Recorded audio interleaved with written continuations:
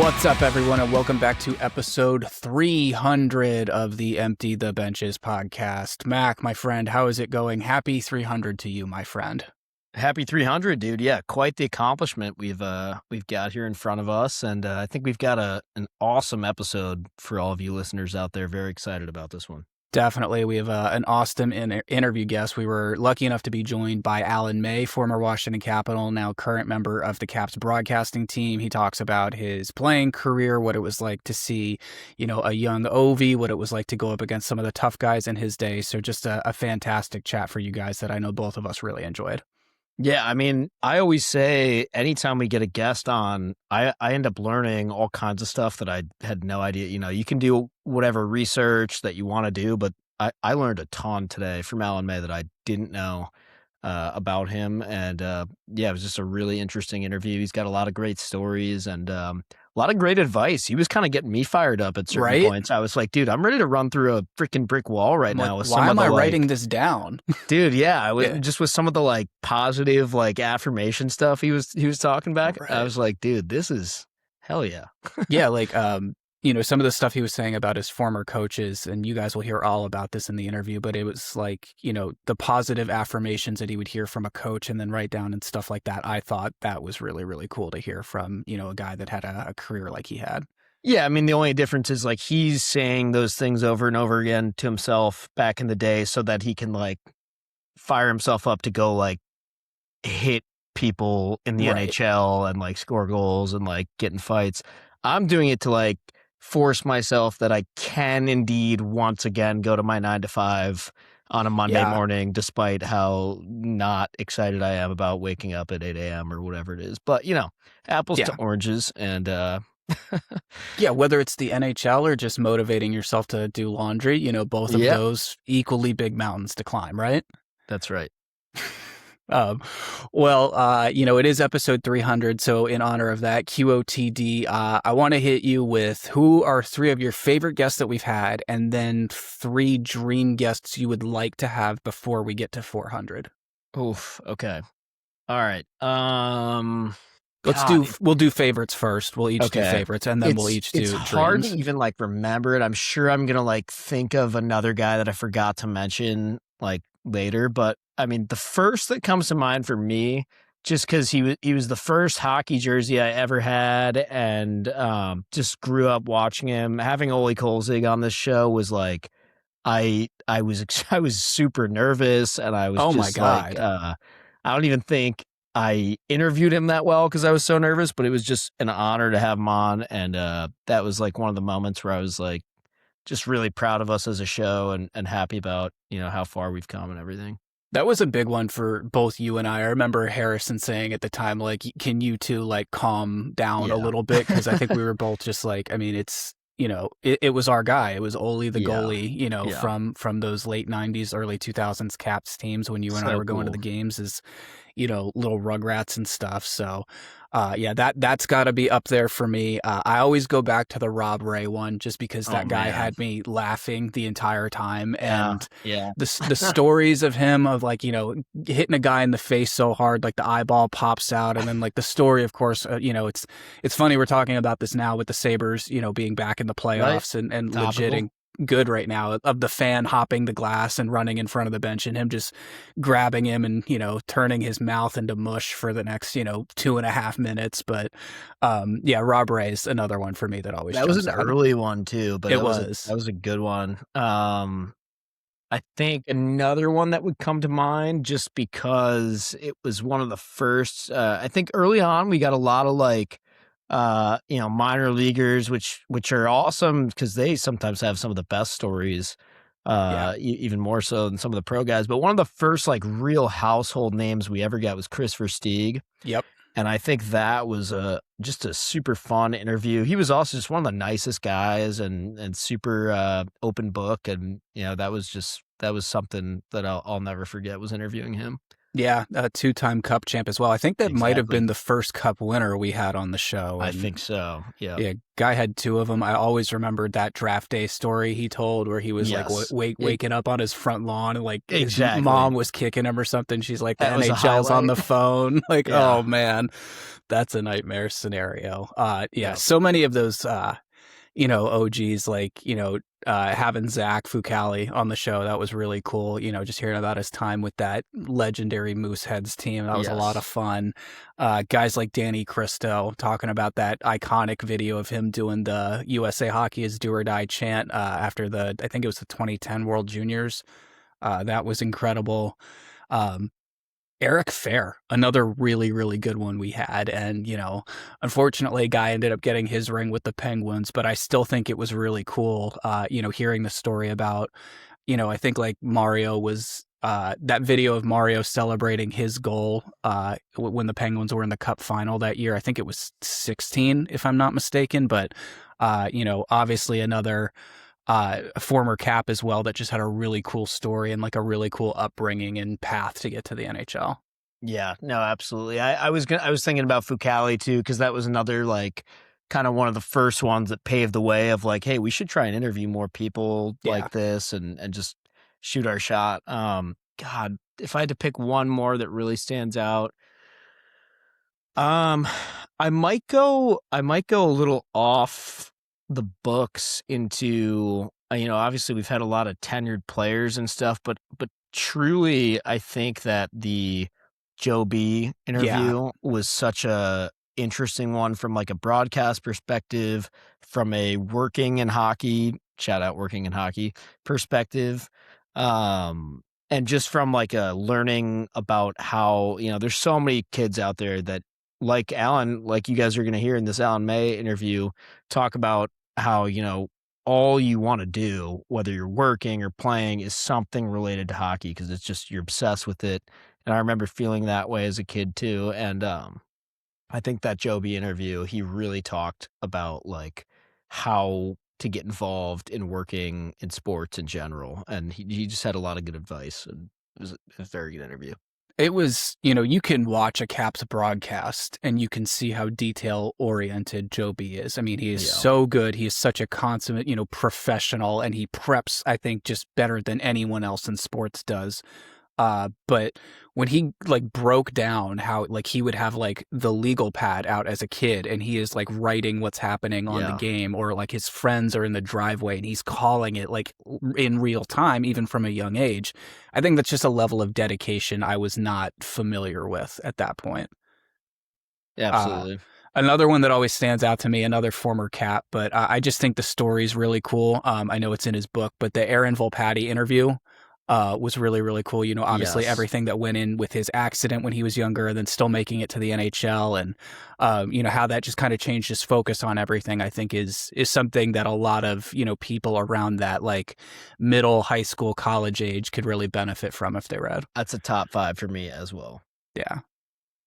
So yeah, I would say that's about 3 favorites for us. Honorable mention, I am going to go back. This is early days. I'm going to go back to Brian Cantor because he told the funniest story I think that has ever been told on this podcast. And that was when the head coach of the Frederick Freeze got arrested mid-practice after something he did on his motorcycle the night before. Oh my God, I forgot about that. He said they're mid-skate and all of a sudden they just see like cops come into the rink, like walk, or like like they went across the ice to like grab the coach and pull him out. Like, I'm gonna have to go back and listen to some of the early ones. I haven't done that in a while, but yeah, we had some crazy stories told on this show, especially early on. Yeah, the minors, like you could go back, just pick an episode and any bus ride story, The bus, like the hotel, the cockroaches, the bus getting stuck and carrying your gear. Yeah, dude. We had bus get stuck, bus break down, bus catch on fire. Yep. Second bus catch on fire, like just anything you can think of. Hotel bed bugs, hotel booked, no hotel. Yeah.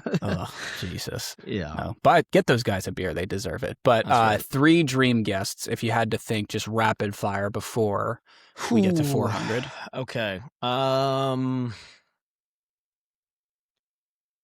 right off the bat because I know he's fresh into the post-playing current broadcast role.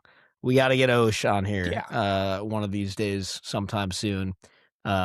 He's got stories for days, and now that he's fully in his TV role, I think it'd be a good time to shoot the shit with him. absolutely. That would be a home run interview. I'm sure just from the Warroad days up through North Dakota. I can't even imagine those teams were like when he was there. So Yeah, that would be all time for me. Also, one of our favorite players of yeah. all time. Obviously with the Caps bias. So that would be incredible. I think I'd right off the bat, just with what she means to USA Hockey, probably Hillary Knight has to be my number one. Oh, that's a great one. I'm sure just about every podcast on the planet wants to have her on their show, so Probably. that one could take a while, but That's that would. another one I'd be so nervous. I wouldn't even Oh, know like what same. to say. Yeah. Just I would just be freaking out of like excitement the entire time. I feel like when somebody's that like well like decorated and just like Yeah.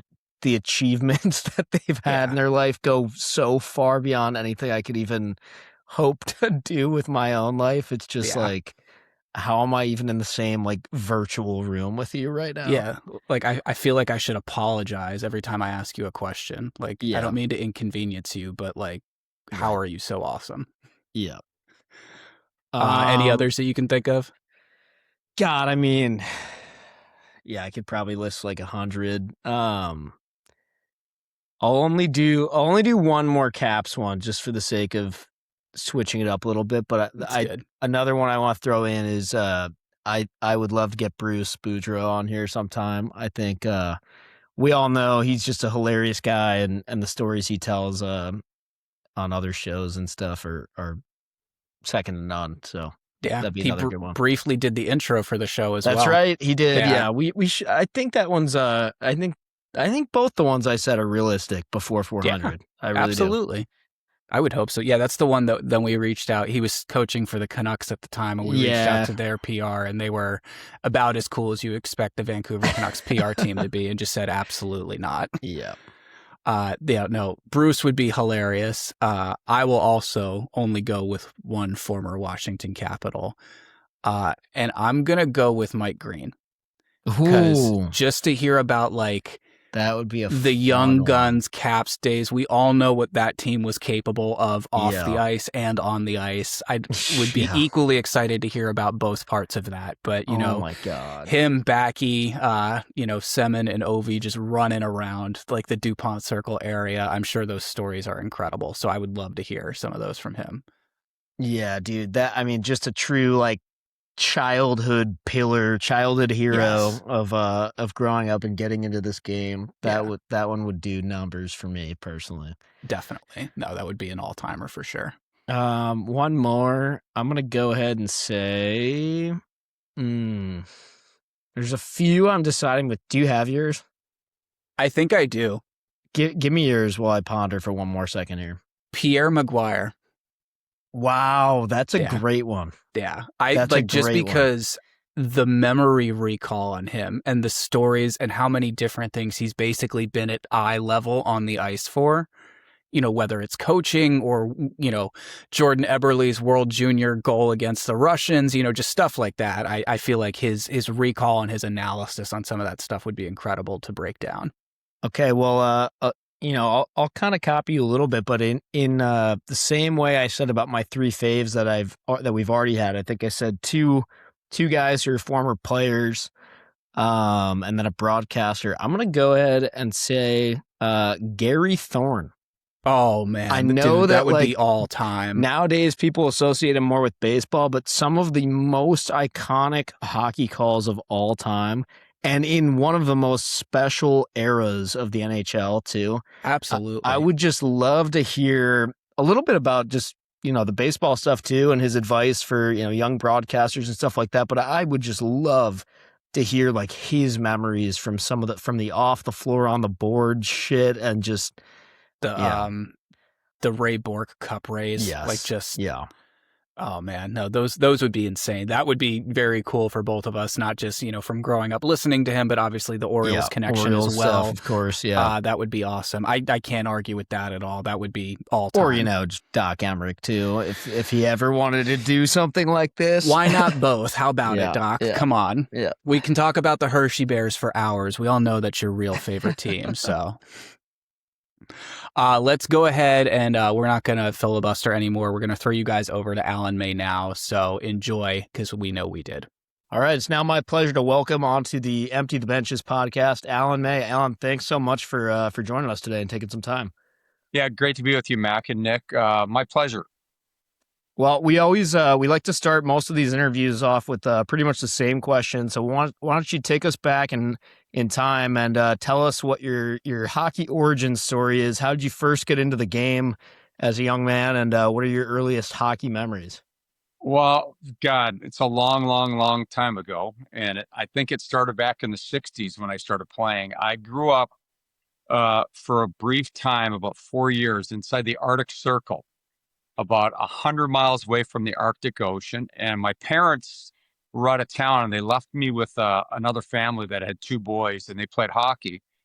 And their dad, Art, took me to the hockey rink and put me in hockey equipment and put me on my first team. So the very first time, I guess I skated before that, but I was almost 4 years old, and I was playing in a hockey game. So I played 3 years up there. I don't even know if the town would even know that I played there, but my youngest son, who's 21 years old right now, he wants to drive up to the Arctic Ocean this summer. I don't want to. And he wants to go back and see the arena. Hopefully they have it, but the town was called Inuvik in the Northwest Territories, Inuvik, and a lot of childhood trauma up there. But I got my hockey start. So by the time I moved back to the real world, which is Edmonton, what I always call the real world, that's where I really started to excel at hockey.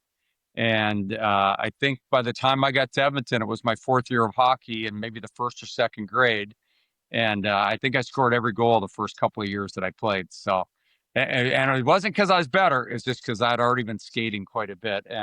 But you develop your confidence and you develop a name and kind of like, I don't know what you want to call it, but everyone referred to me as the hockey player after that. So that's how I got my start playing ice hockey. And if it wasn't for Art and Bunny Handvold, I don't know when I would have started, because it's just one of those weird things. My dad was such a busy guy, and I don't know if they would ever had time to get me to the hockey rink.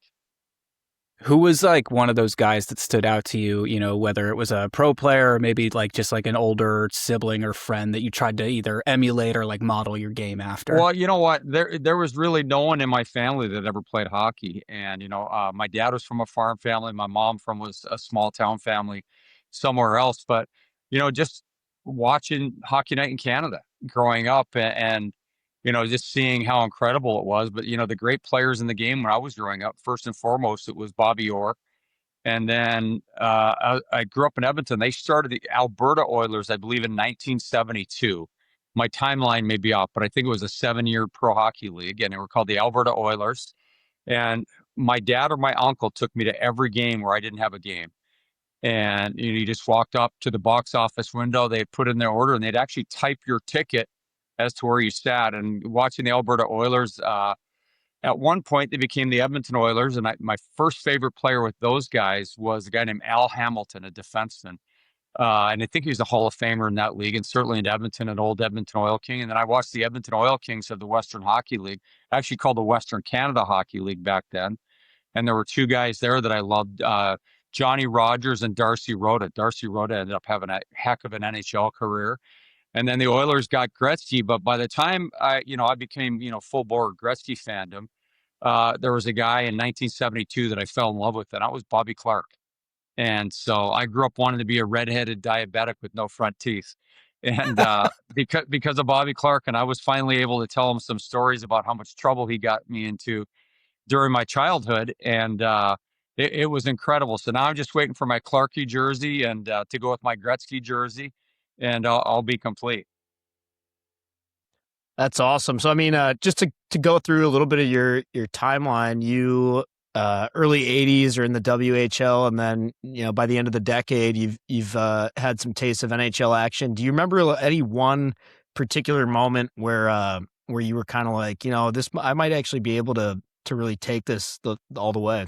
Well, my path was so different because I was like very undersized growing up, and then it was 5'2" or so when I got my driver's license. I was 5'7" my draft year, when I was 17 years old, and I started to spread up back then, but I couldn't gain weight. I worked out too much. I ran too much.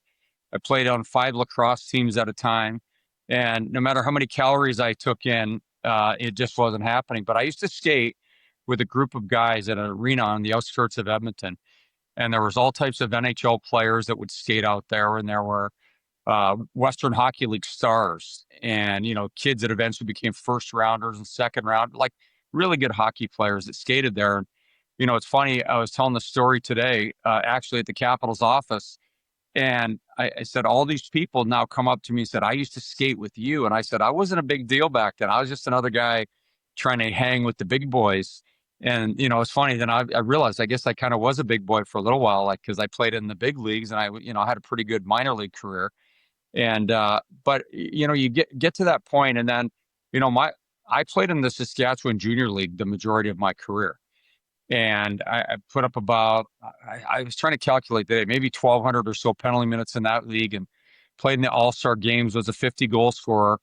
And it was an older league, and I was a younger guy in it. And it was hell every night. It was really hardcore physical hockey. And when I got there, I'd set my sights. I really wanted to play for the University of North Dakota. And I didn't get any scholarship offers. And my team lost. My best team there, we won our league championship. We lost in the Canadian championships to Penticton, who had the first overall player in Joe Murphy. And he was a year younger than me, I think. And I thought I went toe to toe with him. He'd get 3 goals, I'd get 2 type of thing in every game we had.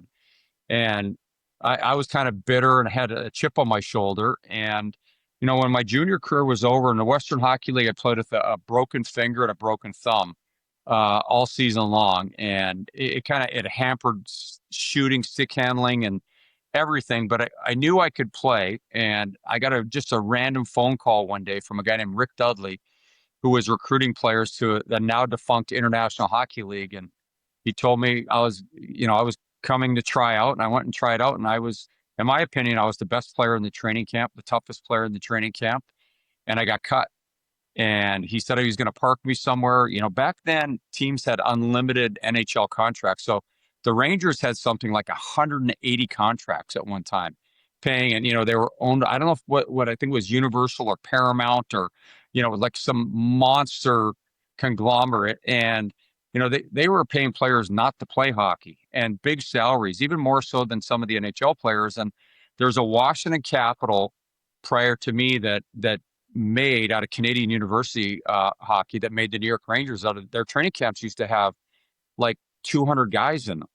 And, then kind of like a rookie camp. And then they would go, and Mike Ridley was the guy that played at University of Manitoba. He tried out for the Rangers thing. And then he ended up being this incredible rookie in the NHL, maybe the Rangers' best player. And then eventually he was traded to the Caps with Kelly Biller for Bobby Carpenter. But reason I rehash that is that the teams had so many contracts. There were reckless spending, and basically anyone with a heartbeat that was 6'2", 6'3", 6'4" was getting a contract, except for me.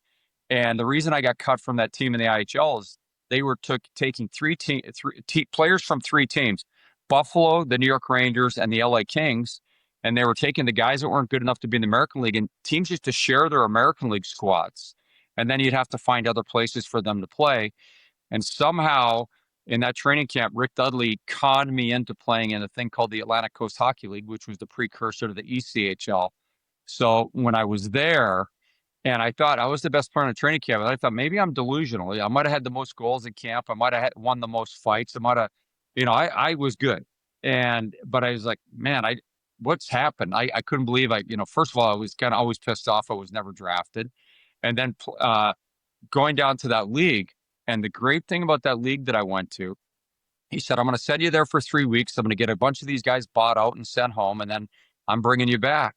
Well, we had 9 forwards, 4D, and 2 goalies was the roster, 15-man roster. And I was playing 30 to 40, 45 minutes a game because the third line didn't get to play. So the top two lines, you just go, and they do that in some of the European leagues where they don't have a big roster because it costs money. So I got so much ice time on that team, and my skating, the practices were so hard, and there were a different type of practices. And John Tortorella was coaching a team in that league. And there's a guy named Scott Allen, who's a coach on the Washington Capitals now. That was my teammate. We were the two youngest guys on the team. And I was older than him by a few months. Maybe, he's born in 66, but I forget what month of the year.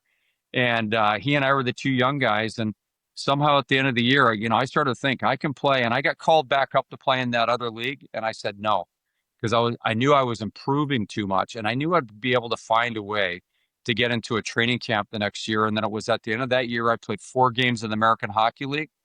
And those 4 games in the American Hockey League got me 2 solid NHL concrete offers and a tryout with a contract waiting. And I took the tryout, but there was a coach when I went up to the American Hockey League. He wanted to know what I'd done wrong, why I wasn't drafted, why I wasn't playing already in the American League or the IHL. And I just said geographically undesirable, playing junior in Saskatchewan, hurt my overage year with a couple of hand injuries. And I just said that's all there is to it. No drug problem, no alcohol problem, no legal problem, nothing other than being in the wrong place at the wrong time. And he said, well, you're an NHL player and you could play in the NHL right now. And during these 4 games, he said, I want the Islanders to sign you right now. And he was the first person that ever said it out loud that wasn't named my dad. And, that's it. Your mom and dad are always your supporters. But, even at the start of that year when I was playing in that league, when I started there, my mom called me. She said, you should just come home and go to university. And like she wasn't believing. And, so happy I never had that. And I even tried to go home at one time before we started playing. And my dad said, no fucking way are you coming home. College has already started. University of Alberta is already playing games. You won't be able to start till January, whatever. And I said I was too good for the league I was in. He said, if you're that effing good, why the F are you there? And he hung up the phone on me. He said I wasn't welcome home, basically. And so good thing none of that worked out the way I was feeling sorry for myself. And I ended up getting those 4 games in the American Hockey League. And then I was in the American Hockey League. And by January, I was playing in the NHL. So, hearing that from that coach, and then the next coach I had was a guy named Mike Milbury in the American Hockey League. And he told me I'd be playing in the National Hockey League. I just kept wondering why I wasn't getting called up. Other guys were getting called up. But I realized the day that I did get called up, I knew the day before because we were getting called up on, meritocracy, like deserving to get called up at your position. Whoever was the best at that time would get called up. And I happened to be the best in the game that I saw Cam Neely get hurt. And I was just waiting for that phone to ring. The next morning at morning skate, we had a game that night. I didn't get the tap on the shoulder. I didn't get this coming to my office. I got to talk to you. I got home for lunch for pregame and the phone rang, and all 3 of us, my 2 roommates and I, grabbed the phone at the same time. We were fighting over the phone, but the boys knew I was getting called up, and so did I when that phone rang. And it was Mike Milbury to tell me I was going up to St. Louis to play. And that's when I got my first taste the very next night. What was it like playing for him? I mean, we've all heard the stories about, what he was like as a coach, but I'm just curious what your experience was like. Unfortunately with Mike, the stuff from Boston is unbelievable. He went to the finals. And the problem with a lot of teams like the Winnipeg Jets and Dale Hawerchuk had all these amazing players. And they had to go through the Edmonton Oilers every year. The Calgary Flames had Stanley Cup teams. They had to go through the Oilers in the old Smythe division. And Mike was the guy, he was a rookie coach, general manager of the American Hockey League. And the reason I chose the Boston Bruins to go to was they had to stock an entire farm team. They normally shared a minor league team with the Calgary Flames in Moncton, New Brunswick. And, Brett Hull played there. And, he's, with the Boston guys. And Mike was, I would say, hands down the best coach I ever had. He was the best communicator, the best tactician. And there was, throughout my entire career, no one had what he had as far as the practices, the setup for the games, like the organization. And, he's a guy that was an accomplished college player that played a long time in the NHL. And he was kind of like me. I was on a podcast with him a couple of weeks ago. And it was the same thing with him. He had to take the hard road to get there, and he found a niche and, do anything to play. But, hard work was the most important thing. And he and Harry Sinden, the then GM of the Bruins, told me my number one talent was hard work. And that was very valued in the Boston Bruins. You take a look at, they had a guy, Terry O'Reilly, the epitome of hard work, not very talented, but the guy put up monster numbers every year, fought every single heavyweight in the league, guys that were 6 inches taller and 50 pounds heavier, and he didn't back down. So I was brought up in that environment by Mike. We had plays for every face-off on the ice. We practiced line changes. Our conditioning was elite. We were the only team I ever played for that really had an off-ice program during the season, and it was Mike. And he was awesome. He had the best temper tantrums and rants. And now I look back, a lot of them were acting, but he scared the shit out of us, and it was just an incredible I couldn't wait to get to practice every day because he was such a wild card. You didn't know what was coming. And he was all for one. Like, he'd drop us off at a bar, take the team bus on the road, drop us off at a bar, no one in the hotel before 2 a.m. And we had every guy on the team was pretty much we had about 5 guys that played together the year before, but everyone was from somewhere else. And we ended up being the best team in the league until the trade deadline, when first Bill Ranford got traded, and I was an add-on into the Bill Ranford trade to the Edmonton Oilers. And eventually, 2 years later, Bill Ranford beat Mike Milbury in the Stanley Cup Finals with the Boston Bruins and the Edmonton Oilers. But, it was, the guy was just legendary. And, to this day, I don't play in the NHL if I don't cross paths with that guy. If he doesn't take a liking to me and teach me all the lessons of hard work and determination, professionalism, uh, you know, I wouldn't have got to live my dream, I don't think. And he was such a huge advocate for me. And then there was another guy that conned me into playing in the Atlantic Coast Hockey League by telling me I was going to be right next to the ocean when I was playing in North Carolina by the beach. And the beach was 4 hours away, but it was an awesome environment to play in. And he said the girls were pretty, and I appreciate his honesty with that. But he lied about where the beach was. But I had so much fun, played in the packed arena every night. Didn't have it was the start of the ECHL basically. And it was hardcore hockey. I improved a ton. Uh, and my path crossed with John Tortorella there. And both Rick and John were my coaches 2 years later in New Haven in the American Hockey League, where we lost in the finals. And they were telling me every day I was an NHL player. So you get people, you need to hear it from someone else other than yourself. I'm a hugely power of positive thinking person, and I only think what's going on in front of me. I'm not a rear view mirror guy. I don't dwell on the past. And you learn from your mistakes, but you don't keep looking back. And you got to keep looking forward what you want. And all 3 of those guys were basically that, but specifically Mike and John Tortorella were guys like, just keep focused on what you want, keep working, and it's going to happen. As sure as hell, it happened for me, but it doesn't happen without Mike, who, like I said, if he would have just stayed and coaching with the Boston Bruins, they probably would have won a Stanley Cup a lot earlier than they did, whatever it was, 2010 or 2011. And he was just incredibly dynamic. And then he went to the shit show that was the New York Islanders forever, with the crazy ownership groups and all the things that are going on there. But I love that man, his family, and I always laugh on TV that he figured out how to be a villain, and it worked. It paid him a lot of money for a lot of years. Yeah, well said. Those are some awesome stories. I want to fast forward a little bit. Obviously, Capitals are the team that you work for now and that you spent the most amount of time with in your NHL playing career. Take us through when you got there, and I guess when you later down the road learned and figured out that maybe that would be kind of a home for you in the future. Well, how that happened when I was playing in New Haven, the LA farm team for Rick Dudley and John Tortorella. We lost in the league finals, but when I got traded there late in the year, and I got traded from the Oilers, I wouldn't sign a new contract. And because when I got traded to the Oilers, even though it's my hometown team, I was kind of pissed off. And first of all, I was happy on one fact. I'm shocked that why would they trade from me? Like, for me, a guy that was in the coast year before, making $250 a week, $35 a win. We weren't getting free housing like all these spoiled guys now.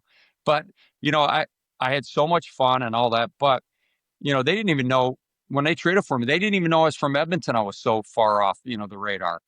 But I looked at their right wing, and I've always been like, not a conniver, not a shortcut guy, but in Boston, they were my type of hockey team, like straight lines, hit everything, fight, stick up for your teammates, chip in goals.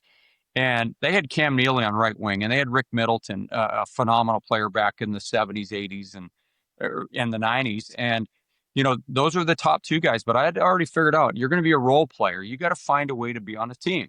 And what is your role? And there was a guy named Keith Crowder that I wanted to emulate and learn from there.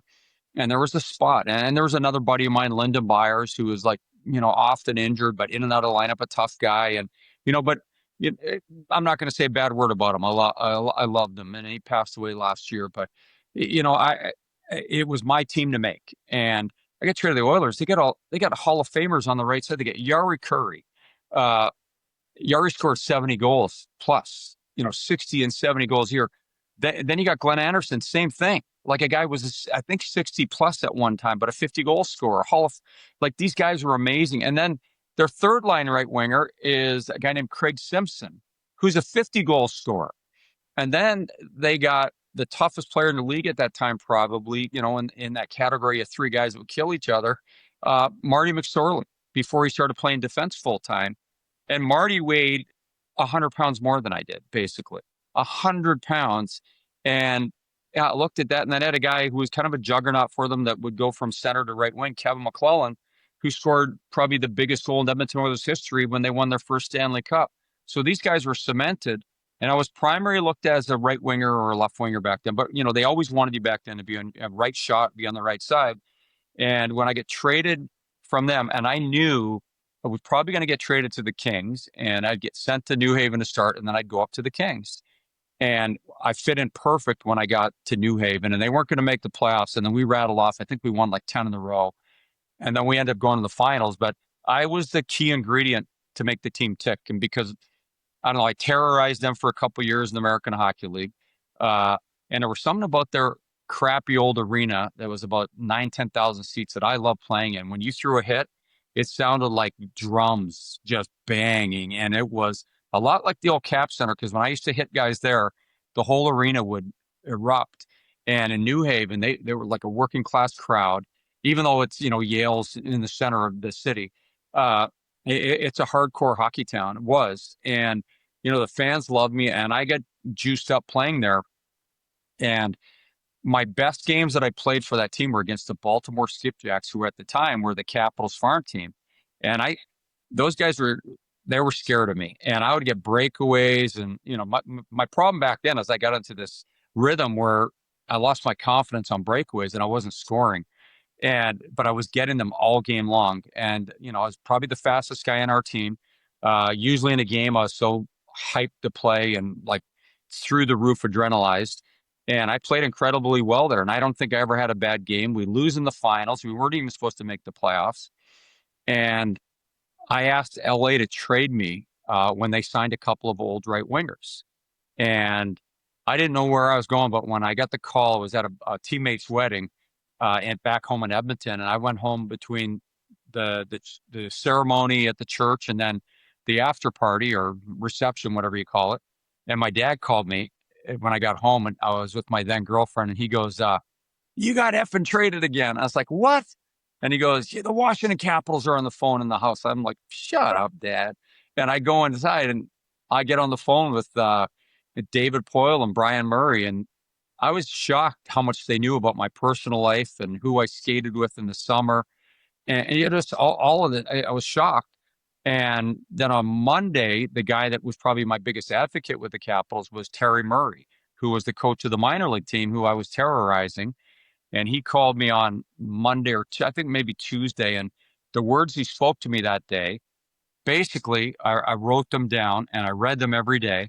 And what he said about the type of player I was, because, you need some, other than just telling yourself, you need outsiders. And I took that to heart. My training went next level. I was already, a workout junkie, probably worked out way too much. And that was the first year I didn't go crazy, where I was doing like 8-hour, 10-hour workout days, 7 days a week. And I got a plan from the Kings, and I was following that. And I just brainwashed myself that I was going to be on the Capitals, and I knew I was good enough for how well I played in the American Hockey League. But when I got to Washington's camp, there was never a doubt in my mind that I was going to be on the team. I was going to be a significant part of it. And we went to Sweden and Russia. I was the leading point getter. There was no fighting over there. And then when I came back, I showed all the guys in the team who I was as a player. I wasn't going to be dangling in Sweden and Russia. And, I was chasing guys around, throwing big hits, but they didn't get to see the whole real deal. And I showed them in preseason. And from what I did in that preseason, I know the Capitals hadn't had a player like me in their past. They had some tough guys, but they didn't have guys that could play and, get their hits and pass the puck and move the puck, do all those little things. I started on the power play and the PK my first year. And I set records for penalty minutes and fighting and, played more than a regular. And then I always found a way to connive my way into more ice time. And that was when players weren't paying attention on the bench.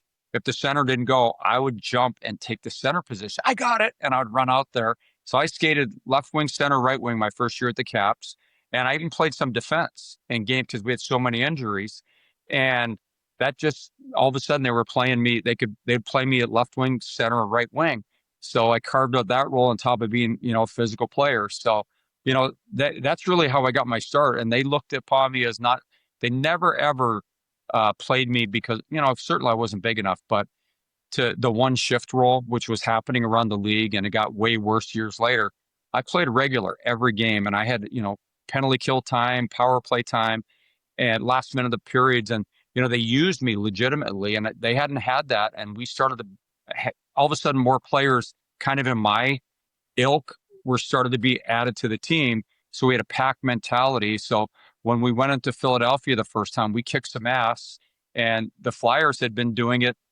They'd been kicking the Caps ass for years and years. And, for a while they had Dale Hunter, but Dale was in no place to fight Dave Brown or any of those 6'6" guys that they had all over their roster. So, I was the key ingredient in that. And I took the weight off of the shoulders of Scott Stevens. And then I tag team with Neil Sheehy and Nick Kiprios. And we added other guys. So we could line brawl with the best of them after that. And when you can do that, teams are intimidated and scared of what you bring to the game. So it gave us more room. It gave our star players more room on the ice and teams didn't mess with them anymore. So, that's really, what my role was with the Capitals the entire time. And, if people say they didn't like fighting or whatever, I actually loved it. I loved hitting more than anything. I'd rather throw a monster hit than score a goal. And that was the mentality I had to play the game. So, I had a blast playing with the Capitals and my heart's always been with them, to tell you the truth.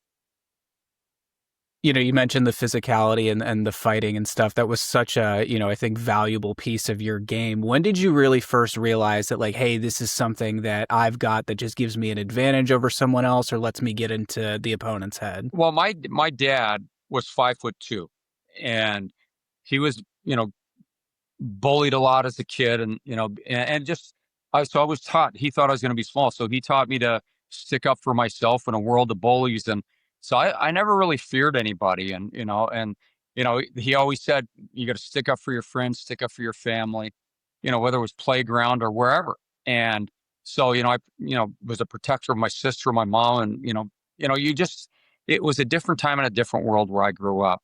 And so when I went to hockey, I was a bull in a china shop from, there was hitting at youth hockey when I was little. And, there was a lot of mayhem growing up and how we played. And I got to junior, my first training camp in junior hockey.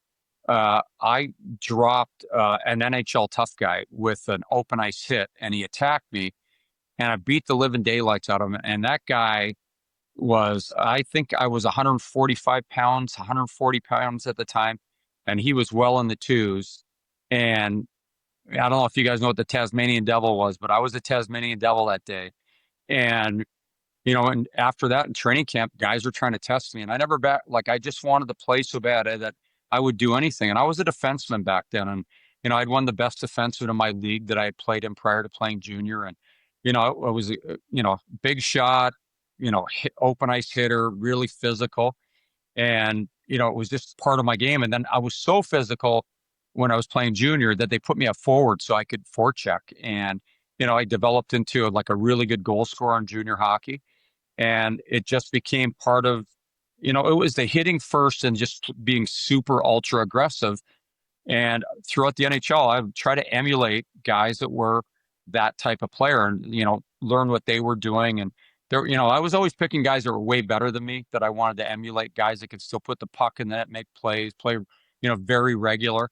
And there were a lot of good and I was right-handed. So I would try to emulate. I was never going to try to emulate or imitate Wayne Gretzky, but there were guys in the Flyers that was my first favorite team in pro hockey that I tried to emulate. And then as it went on, there were different types of players that were physical that played right wing. And I wanted to be those guys. And, we all wish we were goal scorers, but you have to figure out what's your role going to be on any team. And I realized, you know what? Those guys are really, really good. Like you can't just be Alex Ovechkin or Peter Bondra or Mike Gartner. They're like a 1%er type of guy. And, like when my oldest son was playing and I took him to Dallas Stars game, I said, pick a player to imitate, but it can't be Mike Modano. So he ended up picking this kid, Brendan Morrow. And I swear through youth hockey, he played just like Brendan, like all the things he'd watch Brendan in the game. And I didn't teach I wasn't saying you got to do this, but he had more fun trying to be Brendan Morrow. But I said, no one in the league is going to be able to play like Mike Modano. He is a freak of nature. How he skates cannot be taught. And no matter how hard you work, you can't be that guy. And like myself included, and I would tell them that's how I pick my spot in hockey. And so you just got to figure out what your role is going to be. So the physical thing, it was just be a bull in a china shop and I never worried or thought about fighting. I just let it happen. And because you're super aggressive and people think that that's all you go in like, I'm sure there were some awful hockey players that played in the National Hockey League that played 1 and 2 shifts a game that were mutants. And they had no value to their team, in my opinion, because they couldn't play to intimidate. I thought I could play the game fast enough to play physical and intimidate. And, that's how I played right till my very last game in pro hockey in my, 32 years or 33 years old, whatever I was. I went to the same game, every game with the exact same mindset, like all out. And it might not look like you're working hard all the time because your body's not listening, but my brain said go, my heart said go. The body didn't always listen.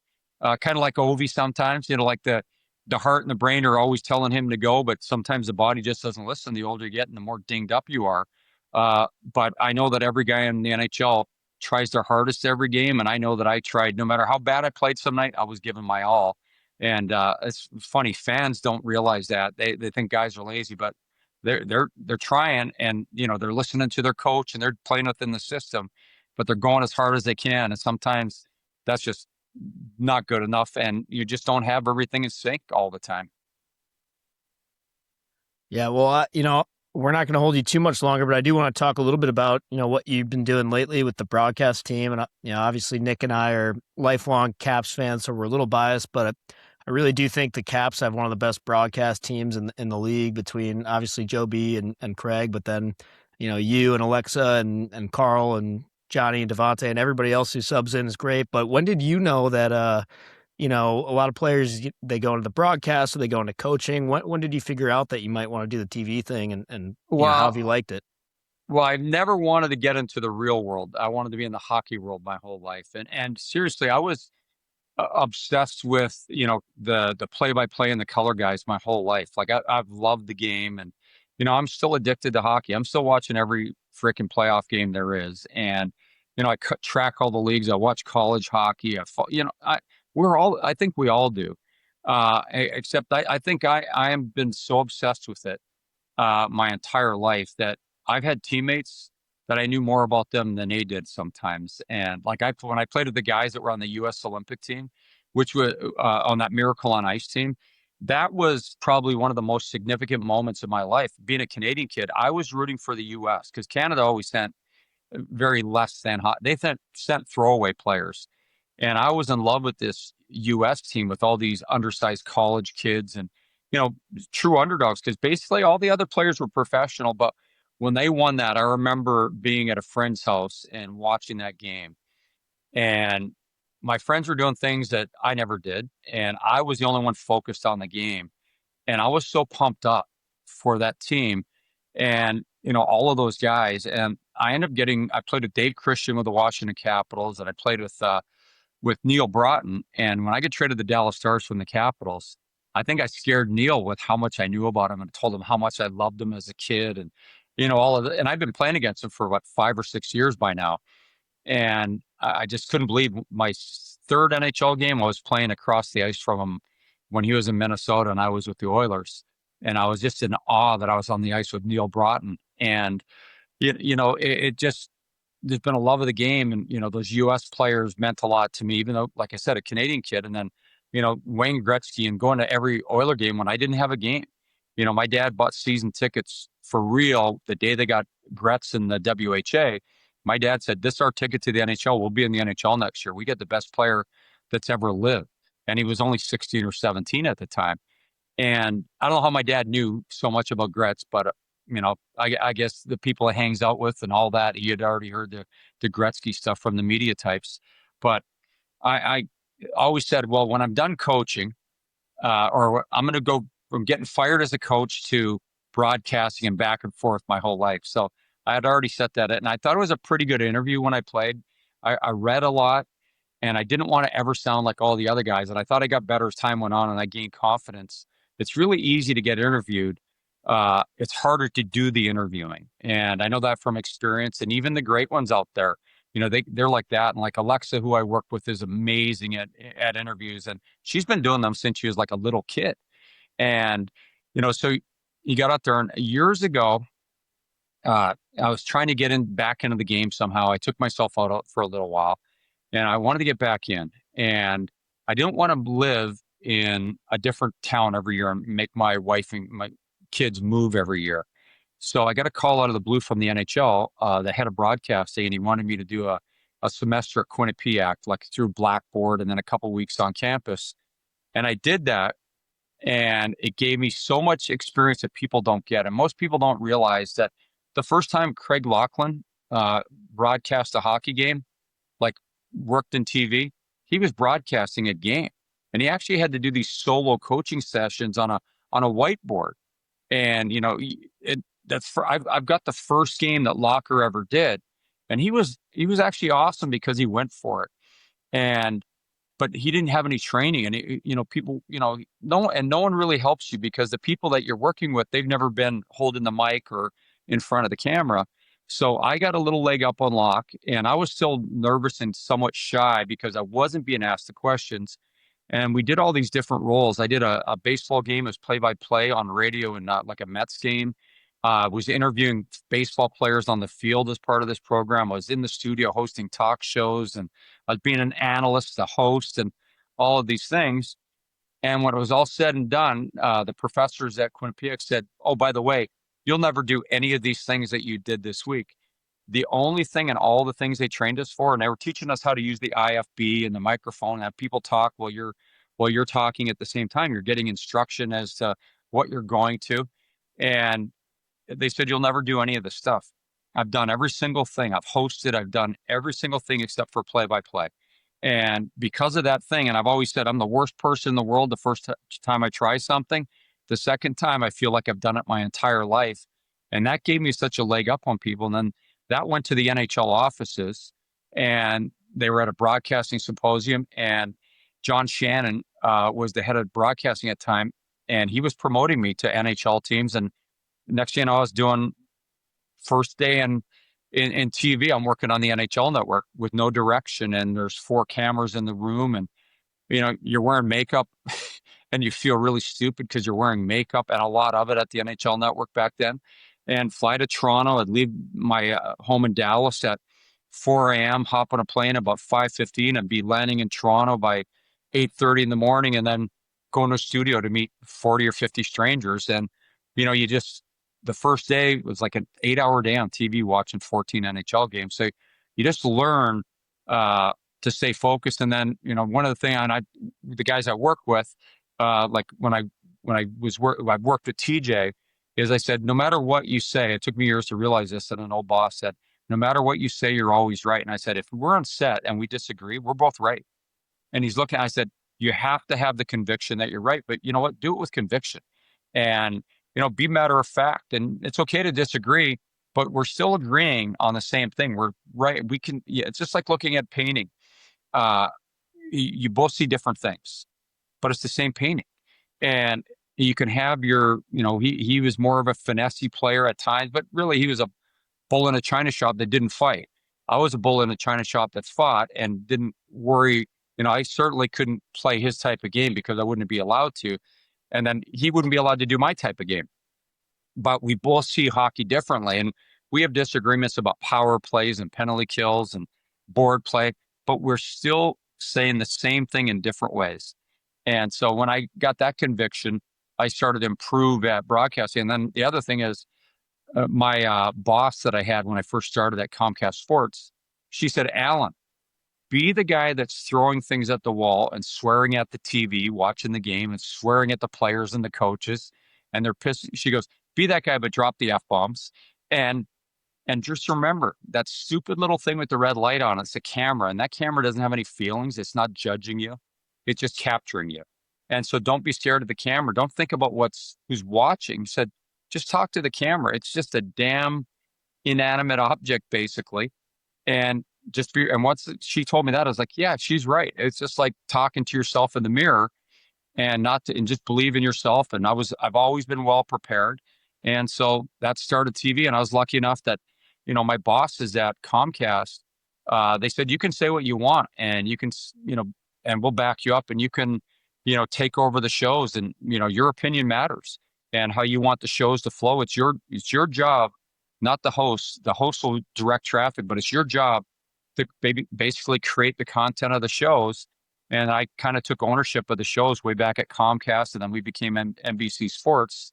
But I made sure that I was kind of being a little bit alpha, that I wanted this. I watch every game. I watch every show. I hate certain shows, and I don't like certain broadcasters, and I don't want to be like them. I don't want to sound like them.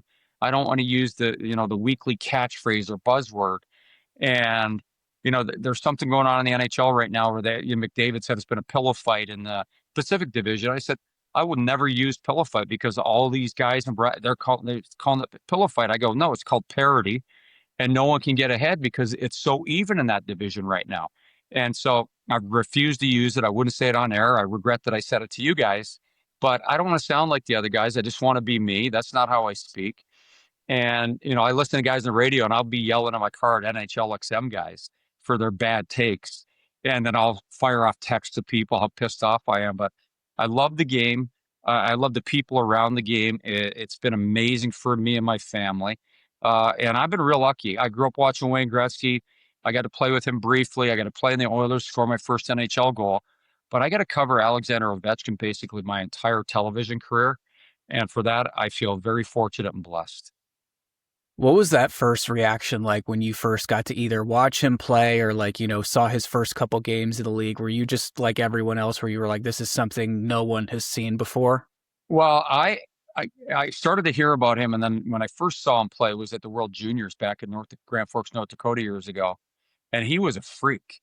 Like he could skate so fast back then, and he was basically on an island all by himself because he was so much better than all the other Russian guys, and he was so raw.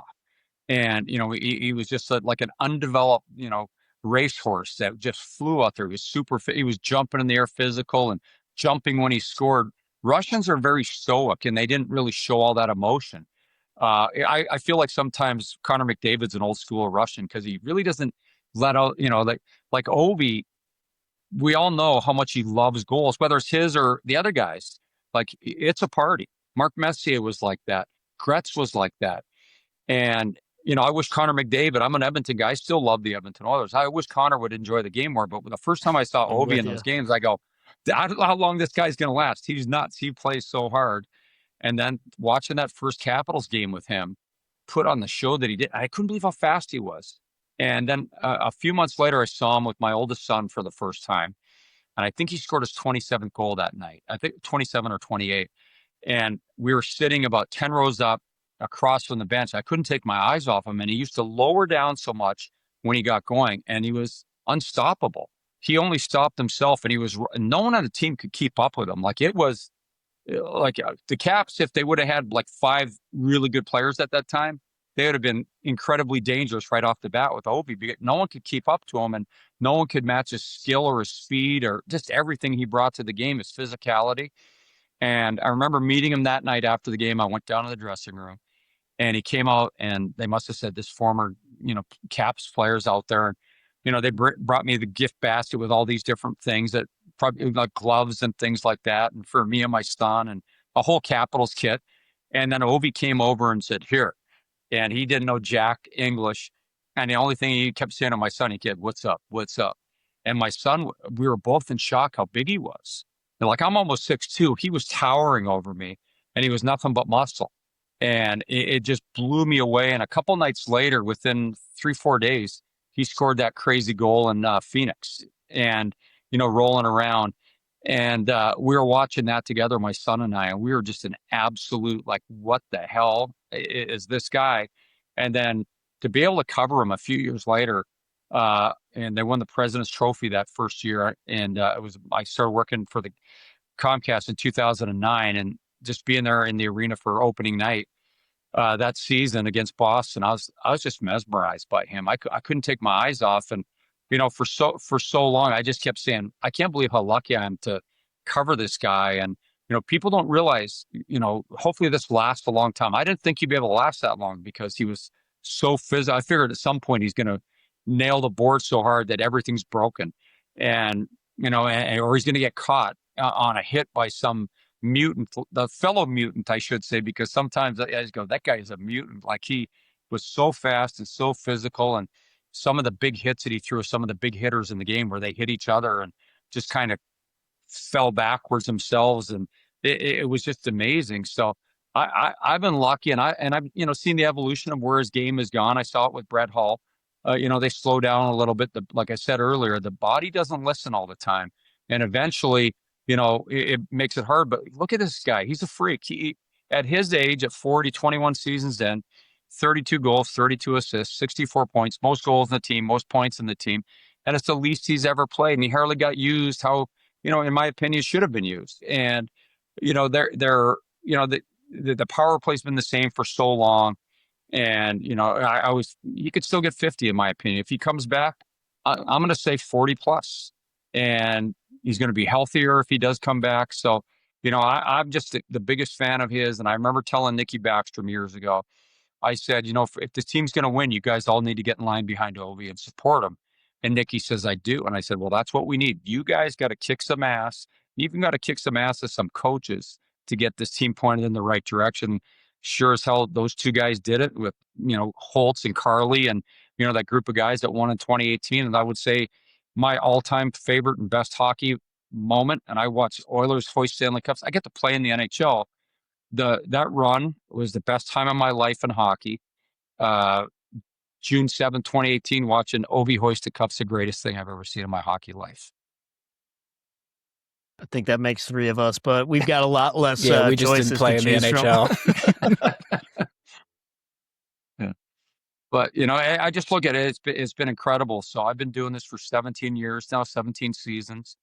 And just the cast of characters that have come through here. But it's been a blast. And then, absolutely love and adore Joby, Locker, and Al Koken. Locker makes me laugh probably more than any person in the world. Al Koken has become one of my best friends in the world. Joby is one of the truest gentlemen, finest people I've ever met. And then I've got Alexa, who is, half my age and my best friend, basically. And, she's made it fun going to work. Her family's my family, basically. And, so I've been pretty blessed to be in the world of hockey since I was 20 years old. Or the world of pro hockey, and I've always been doing something, and I don't feel like I've ever really had a job. And so it's my ex-wife used to call it a jobby. It's a job that pays like a hobby, and I just I've been very fortunate, and so I'm all in on the team, I'm all in on my network, and so I've been a pretty lucky man. Well, Alan, I'm sure we could probably chat for hours and ask you lots more questions. We'll let you go, but maybe we'll get you back on some other time to pick this up where we left off. But just want to thank you for taking the time. This was a lot of fun. Yeah, all the best, boys. Thanks for having me, and I really appreciate being number 300 for you guys. And I know I was better than 200 and 100. Definitely. That's right. Yeah. Thanks, man. All right. Appreciate it. Good luck, guys. Big thanks to Alan once again for chatting with us. That was one of my favorite interviews that we have done on this show in these 300 episodes. So really glad we were able to get him for you guys to hear, and hopefully you enjoyed that as much as we did. Yeah, that was a ton of fun. And yeah, I mean it at the end. Like I have so many more questions for the guy too. Yeah. Like we didn't even scratch the surface. So hopefully we'll maybe sometime in the summer or as we're getting closer to opening night or something in the fall, maybe we'll see if we can bug him for another half hour or something like that. Yeah, that would be great. Let's go ahead and start talking about the Stanley Cup playoffs because it is playoff time. But before we do that, let's take a quick break to talk about DraftKings. No sport flips faster than hockey. One power play, a goalie pulled with 2 minutes left, and everything changes. DraftKings Sportsbook, an official sports betting partner of the NHL, is built for that kind of chaos, with live betting from puck drop to the final buzzer, and DraftKings has your back with early exit protection. If you place a pregame player prop bet and your player starts the game but leaves in the first period due to injury and doesn't return, you'll get your bet back in cash. No bonus bets, no opt-in, just real protection when injuries happen early. New Sportsbook customers bet just $5, and if your bet wins, you'll get $300 in bonus bets instantly. Download the DraftKings Sportsbook app and use code THPN. That's code THPN so you're ready for the moment. Turn $5 into $300 in bonus bets if your bet wins. In partnership with DraftKings, the crown is yours.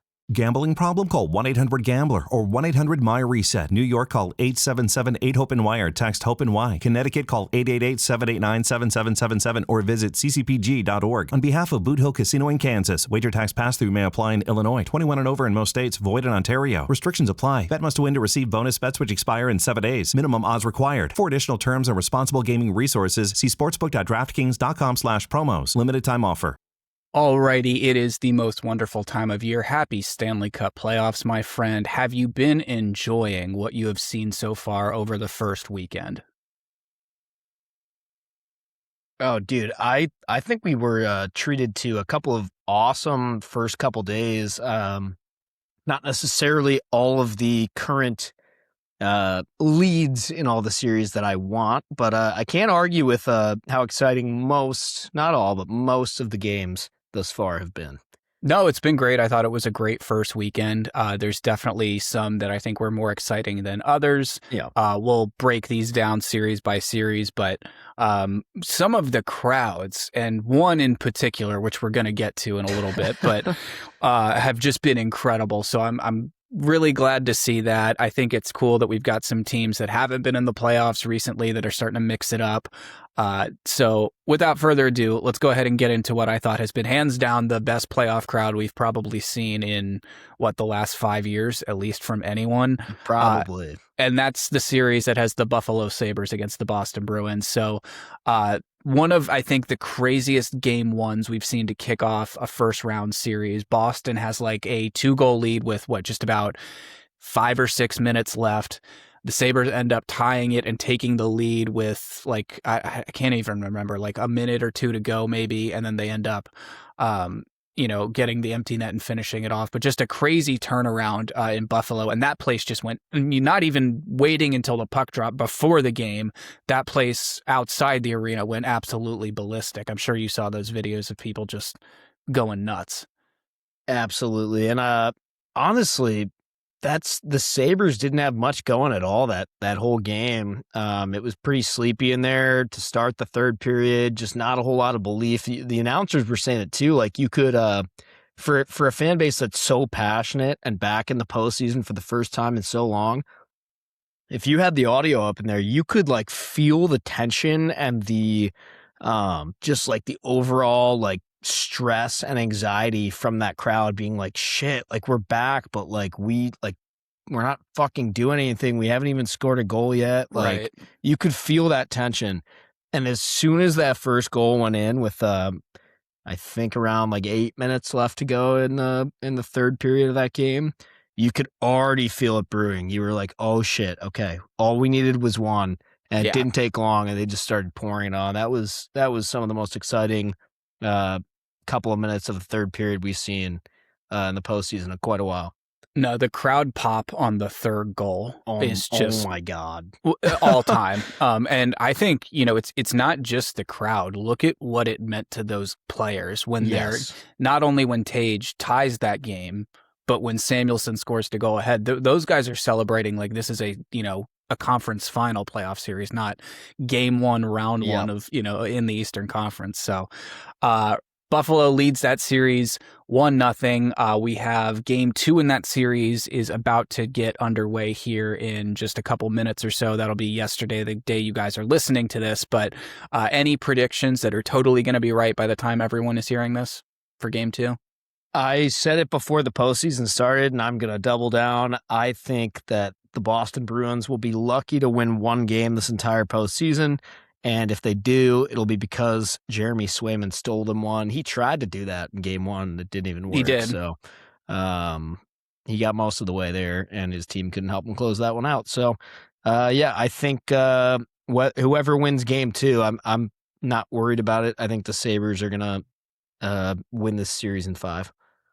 Nice. I think Buffalo takes game 2 a little bit more convincingly than they looked in game 1 tonight. I would expect them to score first. Yes. I'm going to go 4-1 Sabres final. Who do you got in the series? I'm still going to go with the Sabres to finish this one off. I think they get this done in 6. Heard. Let's go ahead to the 2021 Mickey Mouse Stanley Cup Final 3.0 rematch. Tampa Bay versus Montreal. Crazy first game there too. Slavkovsky Hattie in game 1 also gets the overtime winner. So just, single-handedly kind of willing the Habs into that win in Tampa. Not an easy place to win hockey games in the postseason, as you and I know all too well, but that game 2 is underway right now. It is currently 1-0 Bolts with like 7 minutes to go in the first period.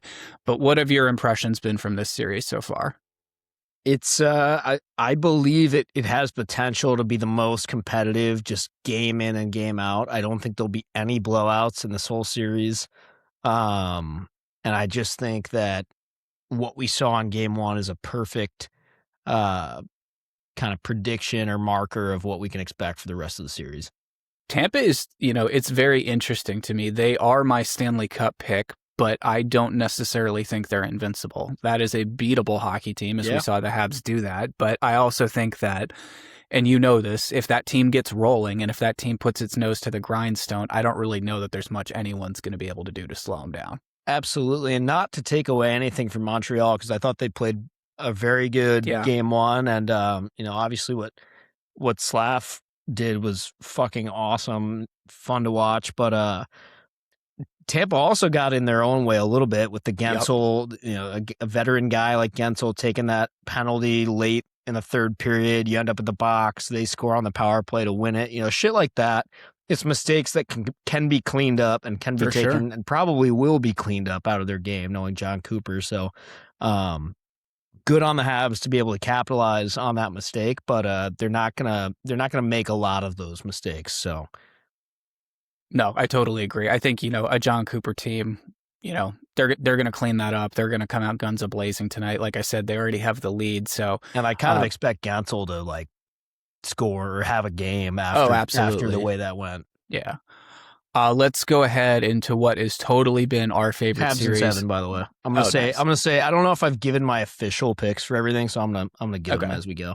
I'm gonna say I think I said Bolts in 7 on my bracket. It's either Bolts in 6 or Bolts in 7. I think I said Bolts in 7 on my bracket, but I'm switching my official EB pick to I like it. Habs in 7. I like it. Let's go to our totally favorite series that I know you and I are both so dialed into, and that is the Carolina Hurricanes against the Ottawa Senators. Carolina has a 2-0 lead in the series. They basically rode Freddie to a shutout in the first game. And then one of the wildest overtime sequences I think we've ever seen occurred in the overtime of the game last night, 2 nights ago, the night you guys are listening to this. But what in the hell happened there, man? Did you watch that live? Absolutely, I did. That was one of the craziest, single situations I've seen occur in any playoff game ever. Maybe of any sport. I might even be willing to go that far. I can't. If you didn't see it, Carolina scores in OT. Then they kind of wait a while, both teams. Carolina was almost back in the locker room already. Beers were open. People were leaving. I don't know if you noticed this. Some people left the arena like for the rest of the game and double OT. Like it looked a lot more empty in there. I think fans actually left thinking the game was over. That's like how long they took. If you're lower level, but like higher up towards like the exit, so like top 100s at Cap 1, you're already out the door before they even start that review. Yeah, because the PA announcer started doing, and I know they're all like taught to do this to try and just be like, we're not reviewing this, it's done. Like, but the PA announcer started being like, salute Canes fans, and like, you know, saying stick around for the 3 stars of the game. Right. Game 5 will be back here in a week, or, you know, all that shit was happening. And I don't blame some people. Just, you know, I especially don't blame a lot of Canes fans because a lot of them don't know hockey that well. They're, you know, they're not real hockey fans. So, you know, it might have been a lot of their first time ever at a hockey game, period, you know? So there you go. I don't blame them for leaving early, but that was wild. And then immediately following the goal getting waved off, they're awarded a penalty shot, which Martinook, you know, of course doesn't convert. I saw his quote today and he was like, what did you expect? We had just thought the game was over, and then you send me one-on-one against the goalie. Like, of in course, the post-game interview, well. They were like, how did you like control your emotions in that moment? He's like, I'm not gonna lie, it was almost impossible to control my emotions in that moment. Like, I fully just expected, I was like, oh my God, the Senators are gonna like in 30 seconds, I was like, it's gonna go off someone's butt, it's going off someone's skate, it like kind of sucks head, that the Canes ended up winning, because this whole thing is just gonna get forgotten. But one of the craziest things we've ever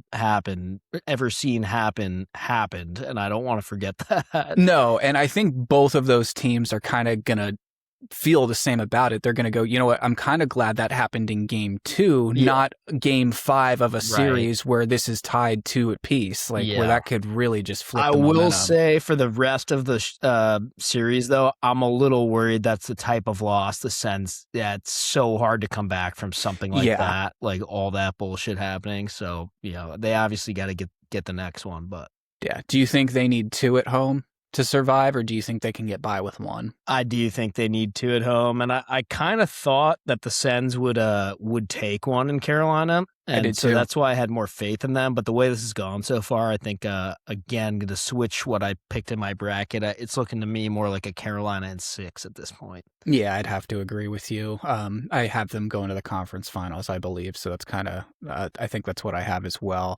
I would like to see the Senators you know, put up a little bit more of a fight here. I was talking with our good friends, you know, Nick Bowens and Ryan Lott about this, and it's funny because they both hate the Sens the same way that you and I hate the Canes. Exactly. So we're actively just rooting against each other in these series, and I think that's so funny. But it is.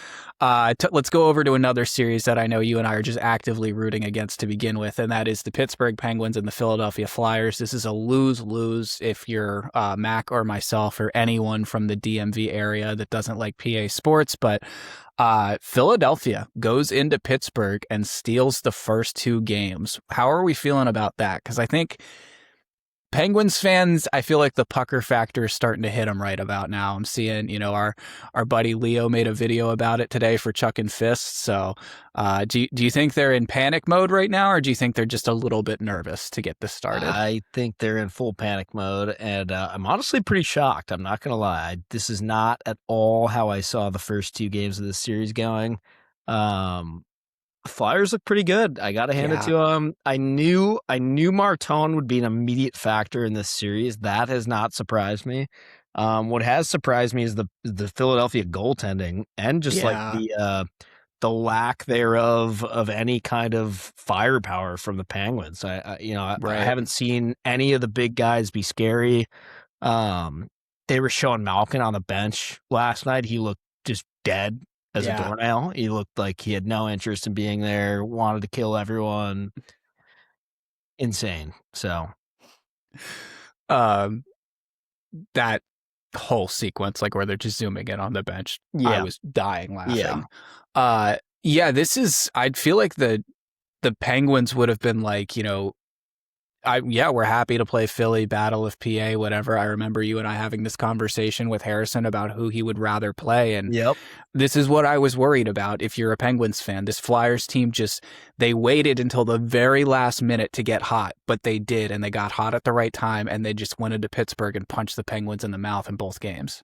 However, this is one I'm not switching my pick. Give me the Pens in 7. I think if this goes the distance, the Pens get it. I think if this wraps up early, Philly just continues to take care of business. I could see this being one of those series where like the home team keeps losing games until like game 7 or something like that. I could see that. I'm getting insider knowledge that apparently right now as we speak, there's a full online brawl going on between the Lightning and the Canadiens. So hell yeah. That's interesting. That's good. Brandon Hagel heavily involved. As always. So what's the official prediction for Battle of PA? Pens in 7. Okay. I think I'm going to stick with I think I have that on my bracket. I'm going to stick with that as well. I can't root for the Flyers, man. Like I had people ask me over the weekend, they were like, you have to root for the Flyers, right? Because you hate them less than the Penguins. I'm like, I've actually been rooting for Pittsburgh. I actually would, after watching 2 games, I've decided I would prefer that the Penguins win this series. Like I want Porter to do well as long as it's not against the Caps. Yeah. But I can't willingly ever support either of those teams. I can't do it. No. The only time I would ever root for either of those teams is if they needed to beat someone for the Caps to like make up points or get into the playoffs or something like that. Right. It's just disgusting. Let's go up to the West. Colorado and LA. The Avs are up 1-0 in this series. Game 2 gets started at 10 p.m. tonight or last night, the night you guys are listening to this. But the Avs take game 1. It was not easy. You want to talk about like the Sabres fans feeling some stress during their game 1? Avs fans, oh my God, that building. I watched that whole game and they had, I believe they had 1 goal waved off before they got their first one that stood, and like the collective groan when they took that goal off the board, and the Avs still haven't put up one on the Kings. You could feel a little bit of tension in that building for sure. Yeah, it's I do think that, how do I put this? I don't necessarily think this series will be that close. Mm-hmm. But I think almost every game will be fairly close, or closer than a lot of people might realize. I don't think that the Avs are about to cakewalk and blow out a bunch of these games in this series. The Kings are feisty. They're pesky. They can hang in. They've got decent goaltending. Although I will say, like, I am a little surprised they're going Forsberg. I would have thought that that Kemper would at least, I mean, especially with his history with Colorado, unless maybe that's why he doesn't want to, or they don't want him to. I don't know. I that's all speculation, obviously, but I do think the Kings will win a couple of games. I'll go Colorado in 6 here. Do you think any of these go to overtime? I do think like at least 1, maybe even 2. And that's what I mean by like, I think like Colorado will probably win those 1-goal games most of the time, but there will be 1-goal games. Yeah, definitely. I definitely have the Avs winning this series. I believe I took them in 5. I think this might have been the only series I had go 5 games this year. Dallas and Minnesota, the Battle of the Green. So this is tied 1-1. Crazy first game. The Wild just go into Dallas and steamroll the Stars. I think that's hands down the most lopsided game we've had so far to watch in the Stanley Cup Playoffs, 6-1. And then Dallas bounces back a couple nights later, 4-2 to tie the series up at 1. But what do you think about this series so far? Because I know this is the one that everyone was like, this is crazy. How is this a first round matchup? You know, all eyes have been on this one since we found out that they were going to play. I think it's as advertised, and I think it'll go 7, and I think somebody will win, maybe even in overtime in game 7, and it's just going to be like a holy fuck, I can't believe we're out in the first round, and whoever loses won't deserve to, but that's game 2 was awesome, and I think that's how most of the rest of the games will be. I will say, though, put the fucking whistles away a little bit. Holy shit. Like, in game 2, all these ticky-tacky penalties, like hooking here, tripping there, holding there, like roughing here. It's like, dude, not all of these are playoff penalties. Like, let's fucking calm down a little bit. Let the boys play. You know, if you're gonna call a trip for them and a trip for me, call neither of them. Yeah. And let's keep it going. So I don't know. No, I agree. I'd rather see it stay, 5-on-5. I think in the Stanley Cup playoffs, I think that makes sense. It's nice to see the Dallas scoring waking up here. I think Robertson's got 2 and 2, which is good. I think that's what they're going to need to continue a fight in this series. Yeah, absolutely. I feel so bad for whoever plays the winner of this series. Yeah.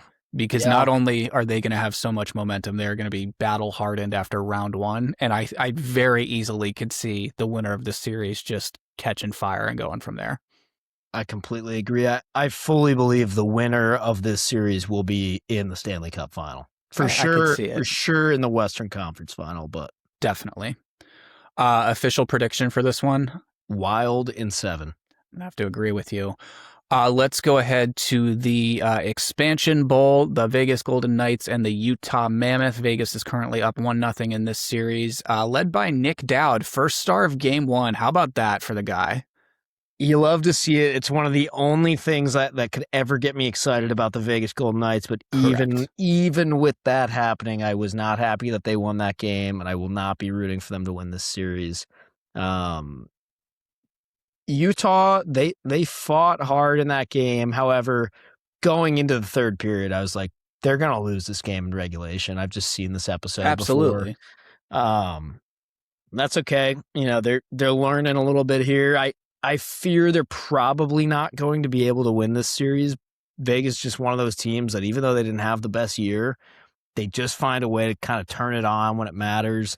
Not to mention now you got Tortorella back there. I was also going to say, speaking of Nick Dowd, talk about a guy who is probably like Tortorella's favorite fucking kind of guy to have on a team. Yeah. You're talking about like a veteran 4th line, 3rd line kind of centerman who's got some grit, but some real offensive crash in that work hard offensive upside. And dude, this guy, I bet you Tortorella watched that game 1 from Nick Dowd and probably went in that locker room and was like, all of you need to play like this fucking guy out there. Seriously. I mean, also like, we all know how excited like Alex Ovechkin gets for scoring goals. I'd have to put Nick Dowd second on that list. Yeah, I love his. I gotta say, I was a little bit fired up when he scored that goal. How can you not be? Okay, that's pretty hype.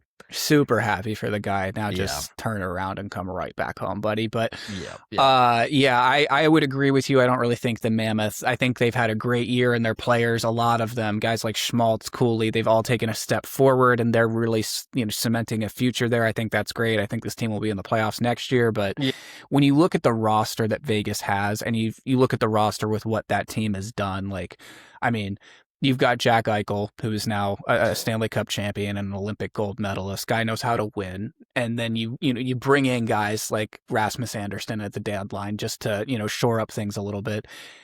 And then, you mentioned the Flyers goaltending. This team's starting Carter Hart, and he looks fantastic. Yeah, it's ridiculous. And, they've got Marner, they've got Stone, they've got, I mean, they really are stacked. They're better than their points this season would show. And so I'll probably go Vegas in 6 here. I would have to agree. I think 5 is absolutely feasible, but I'm going to give Utah the benefit of the doubt, say they maybe get 1 or 2 at home. Agree. Final series from the West, and what has hands down been my least favorite sweater matchup of the entire Stanley Cup playoffs so far. The Edmonton Oilers and the Anaheim Ducks, just way too much orange. I don't even hate like either sweater individually that much, but it's just like, holy fuck, trying to look at that bad. Is so hard. It's really, really bad.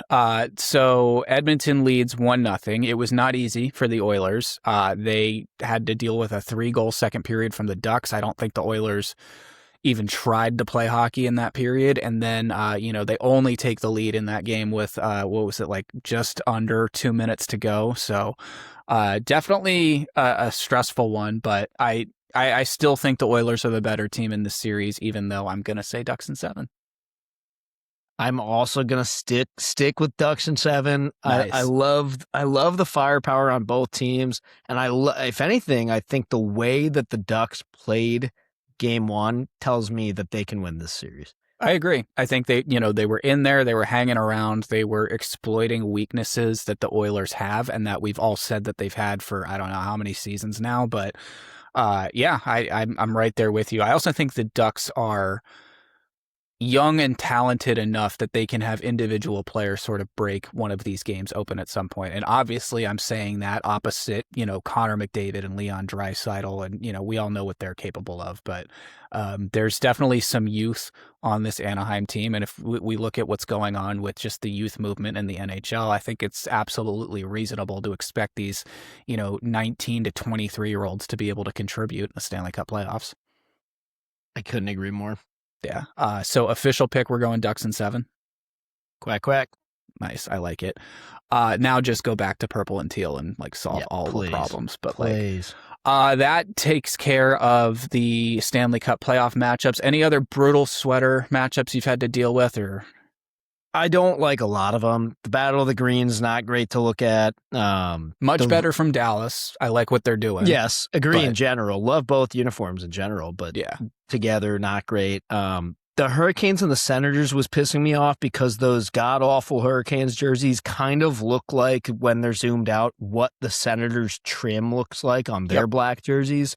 So I kept thinking oh, go Sens, and then because the black team had the puck, and then I was like, wait, that's the fucking Canes. They should be wearing red because you're a red hockey team. That whole series is a battle between two teams that can't decide if they're a red hockey team or a black hockey team. True. Very true. Both of those teams have not been able to figure that out in our lifetime. So great point. Kudos to you, but figure that out. It's not hard. Trivia for us before we wrap up? Yeah, I'll make it quick. I know we're running long, but this is a fun one. So obviously Slavkovsky scored a hat trick. We talked about that the other night. He scored one. I've got a list here of every team's most recent playoff hat trick scorer. I'm just going to ask you a couple random ones of current playoff teams. Do you think you could tell me the Flyers' most recent playoff hat trick scorer? Andy Delmore. No. Okay. I have no idea then. It's pretty recent, and I can tell you it was in 2018 versus the Penguins. Okay. And he's still on the team. Still on the team. I'm going to go with Couturier. That's right. Nice. How about same series, Penguins' most recent one? Penguins in 2018? It was their most recent one was 2018 versus the Flyers. Jake Gensel. That's right. Nice. Let's go with the Rangers' most recent one. Chris Kreider. It was. Do you know what year versus who by chance? Is that going to be against the Caps? No. Okay. I'm going to say 2020 against Carolina. 24 against Carolina. Okay. Let's do two more. How about? Ooh, this is a good one. Columbus. Playoff hat trick for Columbus. Mm-hmm. So not a huge sample size to work with. This would have been, so it's telling me 2020 versus the Leafs, and I just so happen to know that in 2020 when they played the Leafs, that was in the qualifiers or whatever. So it was that best of 5 thing they did against the Leafs, which went to 5 games. Right. And someone that we like a lot. PLD. Yes, sir. Nice. Okay, one more. I said I'd do playoff teams, but I just cheated and did the Blue Jackets. So while we're at it, what's the Caps? Most recent playoff hat trick? Yep. Wow. Has this one been a while? I feel like it's been a minute. Yeah, very memorable though. Nikki Backstrom, right? No, not that long ago. Okay. Osh? Yeah. Yeah.